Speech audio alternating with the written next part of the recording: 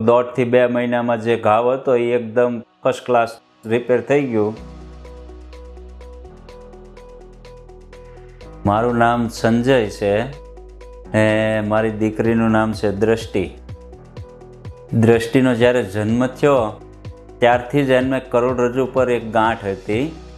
એ ગાંઠનું અમે અંદાજે 7 થી 8 દિવસ થયા ત્યારે ઓપરેશન કરાવી નાખ્યું. તે ઓપરેશન અમે ભાવનગર કરાવેલું હતું.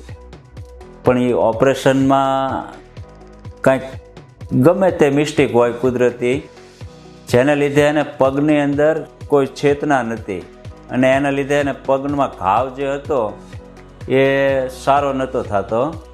અમે રોજે રોજ ડ્રેસિંગ કરાવતા. ડ્રેસિંગ અંદાજે 7-8 વર્ષ સુધી કરાવ્યું.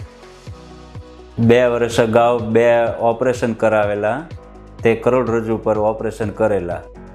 ને તે સાહેબે અમને એમ વાત કરેલી કે હવે આ તમારે લાઈફ ટાઈમ રહેશે, આજીવન આ સારું ન થાય અને આ કુદરતી તકલીફ છે એવું અમને કીધું.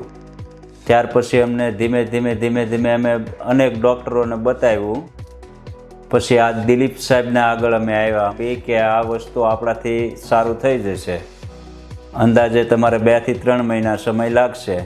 7-8 દિવસ પછી ઓપરેશન કર્યું ને લગભગ 1.5 થી 2 મહિનામાં જે ઘાવ હતો એ એકદમ ફર્સ્ટ ક્લાસ રિપેર થઈ ગયું અને કંઈ રસી કે પાણી કાંઈ નીકળતું નથી.